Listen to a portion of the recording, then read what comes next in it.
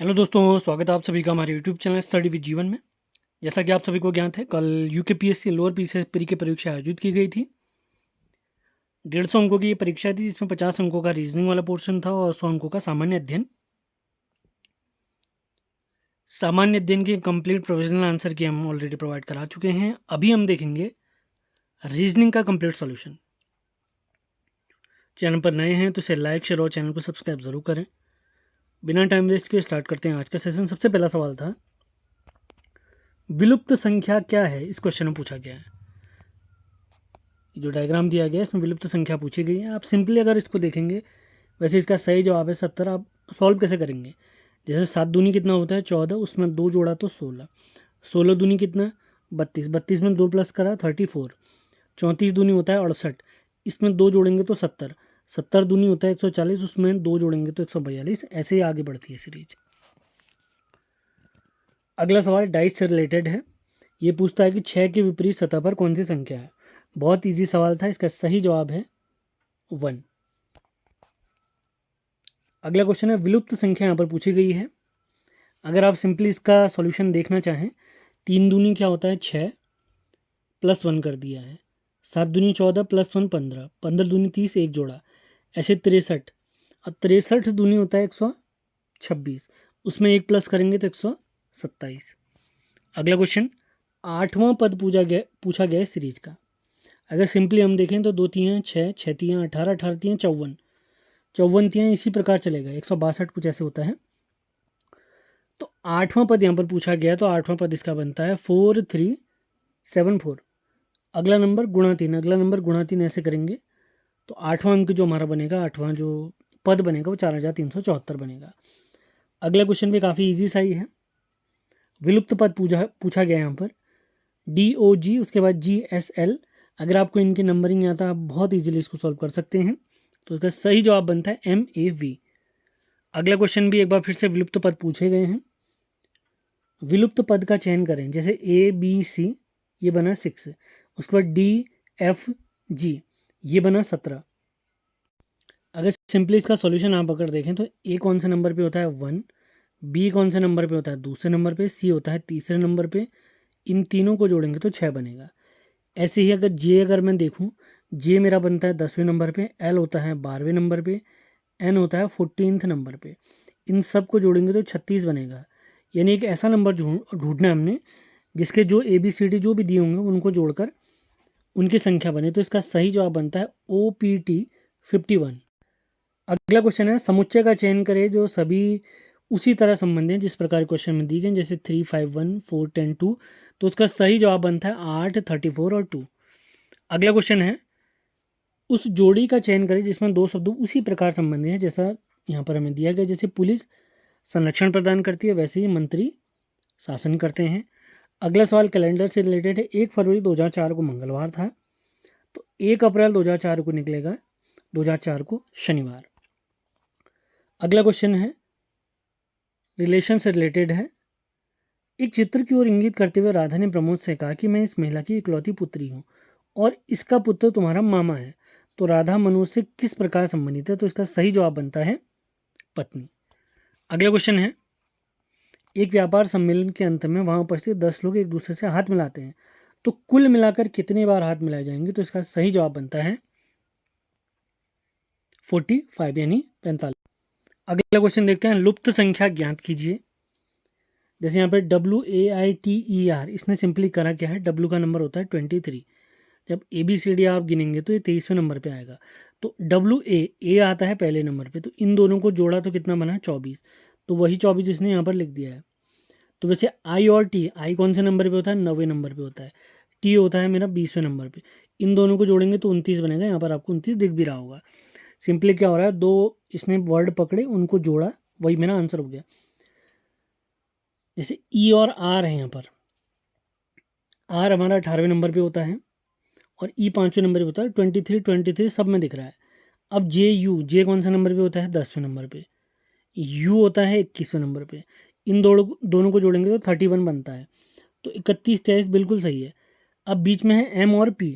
M कौन से number पे होता है 13वें नंबर पे, P कौन से नंबर पे होता है 16वें नंबर पे। दोनों को जोड़ेंगे तो बनेगा 29। तो पहला वाला ऑप्शन इसका सही जवाब हो जाता है। अगला सवाल है लुप्त संख्या ज्ञात कीजिए। सिंपली हो क्या रहा है, 198 में इसने 4 जोड़ा 202, फिर इसने 9 जोड़ा 211, फिर जोड़ा 16 227, अब जोड़ेगा 25, यानी स्क्वायर वाला सीरीज चल रही है। तो इसमें 25 जोड़ेंगे तो ये बनेगा 252। अगला क्वेश्चन है ब्लड रिलेशन से रिलेटेड, एल जी की बहन है, जी एम का पुत्र है। तो इसी प्रकार आप सॉल्व करेंगे तो एल का इससे क्या संबंध है, तो इसका सही जवाब बनेगा बहन की पुत्री। अगला क्वेश्चन है, यहाँ पर सिटिंग अरेंजमेंट वाला एक सवाल पूछा गया है, तो इसका सही जवाब बनता है एच। अगला सवाल यहाँ पर पूछे गए हैं कुल कितने त्रिभुज हैं, इस आकृति में कुल कितने त्रिभुज हैं, तो इसका सही जवाब है 17। अगला क्वेश्चन है वेरी इजी, 70 की पावर 21 को 16 से भाग दिया जाता है तो शेषफल क्या बचता है। बहुत इजी क्वेश्चन था, तो इसका सही जवाब है 1। जिसने मैथ से पढ़ी होगी उसके लिए तो ईजी है, जिसने नहीं पढ़ी होगी उसके लिए थोड़ा टफ था। तो मैथ से भी अच्छी खासी बहुत अच्छी लेवल की 10 अंकों का पूरा मैथ से पूछा गया है। पेपर बिल्कुल भी ईजी नहीं था, ये मैं आपको बता चुका हूँ पहले भी जब मैंने जीएस का सॉल्यूशन आपको कराया था। अगला क्वेश्चन है, एक बंदर 12 मीटर ऊंचे बिजली के खंभे पर चढ़ता है, पहले मिनट में वो 2 मीटर चढ़ता है, अगले मिनट में 1 मीटर नीचे फिसल जाता है, यानी टोटल 2 मिनट में वो 1 मीटर जा रहा है। तो 12 मीटर का खंभा है, तो इसका सही जवाब होगा टॉप पर ये पहुंच जाएगा 21वें मिनट में। अगला क्वेश्चन है लुप्त संख्या यहाँ पर पूछी गई है। सिंपल, इसमें ज़्यादा कुछ करना नहीं था। जैसे 5 का वर्ग और 12 का वर्ग, इनको जोड़ेंगे तो मिलेगा 13 का वर्ग। ऐसे 8 का वर्ग 64, 15 का वर्ग 225, इन दोनों को आप जोड़ेंगे तो बनेगा 17 का वर्ग। तो ऐसे ही अगर यहाँ पर आप देखेंगे, यहाँ पर आएगा 7, तो 7 का वर्ग 49, 24 का वर्ग जितना भी होता है इन सब को जोड़ेंगे, 24 का होता है 576, इन दोनों को आप जोड़ेंगे तो आपको मिलेगा 625, जो कि होता है किसका वर्ग, 25 का वर्ग। तो 7 इसका सही जवाब है। अब कुछ और तरीका भी था इसको सॉल्व करने का, जहाँ पर आंसर 11 भी आ रहा था, लेकिन मेरे हिसाब से 7 होना चाहिए इसका आंसर। अब आयोग देखते हैं किस हिसाब से इसको सॉल्व करता है। विषम को चुनिए कहता है, जंतु विज्ञान, भौतिक विज्ञान, रसायन विज्ञान, तो इसका विषम है राजनीति विज्ञान। अगला सवाल फिर से काफ़ी टफ था, जिनका मैथ्स बैकग्राउंड नहीं है उनके लिए थोड़ा टफ था। दो संख्याओं का तो पी क्यू है, यदि एक संख्या पी है तो दूसरी संख्या बताइए, तो इसका सही जवाब है पी इंटू 2q-1। अगला क्वेश्चन आयु से रिलेटेड क्वेश्चन है। आयु के भी काफ़ी सवाल पूछे गए थे। 5 वर्ष पहले मेरी माँ और मेरी आयु का योग 40 वर्ष था, अब हमारी आयु का अनुपात 4:1 है, तो मेरी माँ की आयु कितने वर्ष है, तो इसका सही जवाब बनता है 40। अगला सवाल एक बार फिर से लुप्त संख्या यहाँ पर पूछी गई है। इसमें सिंपली ज़्यादा बहुत सोचने की आवश्यकता नहीं है। 32 गुणा 4 करेंगे तो 128, प्लस 1 करेंगे तो 29, 27 गुणा 4 करेंगे तो 108 बनता है, प्लस 1 कर देंगे आंसर आ जाएगा। अब 72 गुणा 4 आप करते हैं तो आपको प्राप्त होता है 288, उसमें 1 जोड़ेंगे तो बन जाएगा 289, तो इसका सही जवाब है 72। अगला क्वेश्चन डायरेक्शन से रिलेटेड सवाल है। 4 लड़के ए बी सी डी एक ही मैदान पर बैठे हैं। बी ए से 6 मीटर उत्तर में है, सी बी से 3 मीटर पूर्व में है, डी ए के 5 मीटर पश्चिम में है, तथा सी और डी के बीच की दूरी बताइए, तो इसका सही जवाब बनता है 10 मीटर। अगला क्वेश्चन दर्पण में दिखने वाला समय है 11:40, तो वास्तविक टाइम कितना होगा, तो ये टाइम हो जाएगा 12:20। बहुत ईजी क्वेश्चन था ये भी। अगला सवाल, एक घड़ी हर घंटे 10 मिनट पीछे हो जाती है। यदि घड़ी को रविवार सुबह 7 बजे सही टाइम पर सेट किया गया था तो वह घड़ी पुनः सही समय कब दिखाएगी, तो मेरे हिसाब से इसका सही जवाब होना चाहिए ऑप्शन नंबर बी। अगला क्वेश्चन, निम्नलिखित समीकरणों में से संख्याओं 5 तथा 6 को परस्पर बदलने पर कौन सा विकल्प सही होगा, तो इसमें केवल एक, यानी पहला वाला विकल्प ही बिल्कुल सही बैठेगा, केवल एक इसमें सही है। अगला क्वेश्चन देख लेते हैं 128वां। यहाँ पर इसका मान कितना आएगा, इसको सॉल्व करने के लिए पूछा गया है, तो 4/3 यहाँ पर प्राप्त होगा। अगला वेन डायग्राम वाला क्वेश्चन है, मानव पुरुष पिता भाई माता बहन, तो इसका सही जवाब है ऑप्शन नंबर बी। अगला क्वेश्चन सिलॉक से रिलेटेड है। जैसे सभी कंप्यूटर लैपटॉप हैं, सभी फ़ोन लैपटॉप हैं, सभी लैपटॉप पेन है, तो इसको सॉल्व करेंगे तो निष्कर्ष 1 और 3 ही बिल्कुल सही बैठेगा। अगला क्वेश्चन है, 6 मित्र हैं A B C D E, प्रत्येक के अलग अलग भार दिए गए हैं लेकिन इसी क्रम में नहीं है, तो 4 स्टेटमेंट इसने दी थी, तो पूछा था कि कौन सा सही है। इसमें दोनों स्टेटमेंट गलत थे। पहला वाला भी गलत था कि ए का भार 54 kg है, और दूसरा स्टेटमेंट भी गलत था जिसमें एफ सभी में तीसरा सबसे भारी है, एफ चौथा भारी आ रहा था। अगला क्वेश्चन एक बार फिर से एज से रिलेटेड सवाल है। एक पिता की आयु अपने पुत्र से 3 गुना है। 8 वर्ष से पहले पिता की आयु अपने पुत्र से 5 गुना थी। पुत्र की आयु बताइए 16 साल। ये वाले सवाल डायरेक्ट ऑप्शन से बन जाते हैं, तो 16 साल इसका सही जवाब था। अगला क्वेश्चन है, आरेख में वृत्त ए, बी और सी क्रमशः क्रिकेट, हॉकी और वॉलीबॉल खेलने वाले खिलाड़ियों को दर्शाते हैं। तो हमसे पूछा गया उन खिलाड़ियों की संख्या जो क्रिकेट और वॉलीबॉल खेल सकते हैं लेकिन हॉकी नहीं खेल सकते हैं। तो इसका सही जवाब बन रहा था 7। अगला सवाल बॉडी मास से रिलेटेड। जिसको बॉडी मास का ज्ञान नहीं है वो थोड़ा उनके लिए कठिन हो सकता था ये सवाल। तो इसका सही जवाब बनता है 12, क्योंकि इस ब्रैकेट को जब आप सॉल्व करते हैं तो यहाँ बनता है 144 और सी का मतलब था डिवाइड, तो 144 डिवाइड बाई 12 इसको सॉल्व करेंगे तो आपको प्राप्त होगा 12।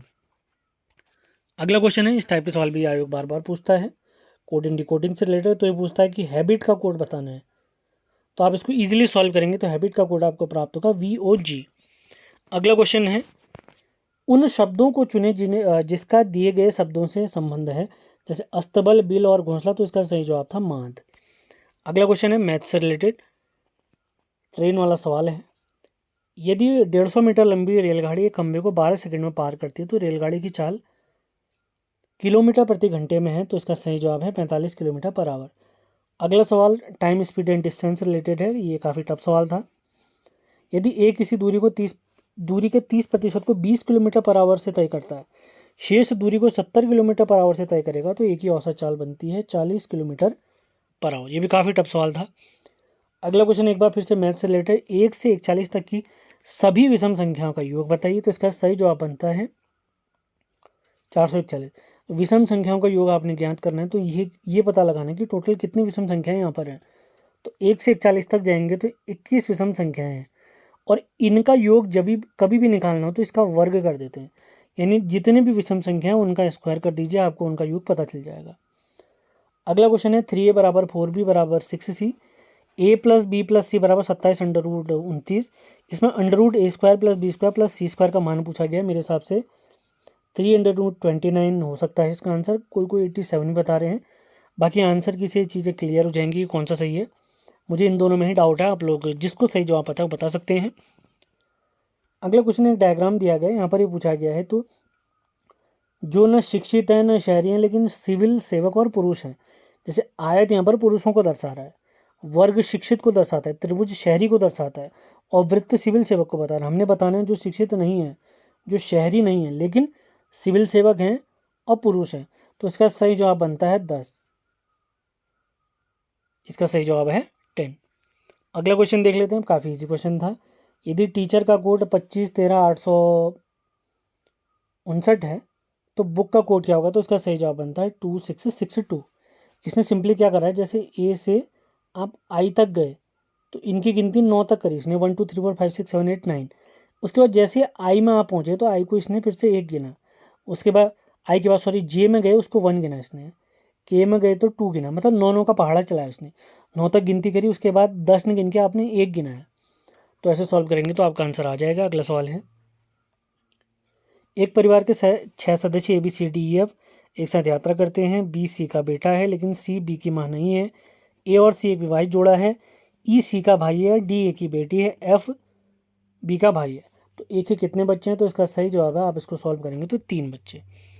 अगला क्वेश्चन दिशा से रिलेटेड। गौरव 20 मीटर उत्तर जाता है, फिर बाएं मुड़ता है 40 मीटर, फिर बाएं मुड़ता है 20, फिर दाएं मुड़ता है 20।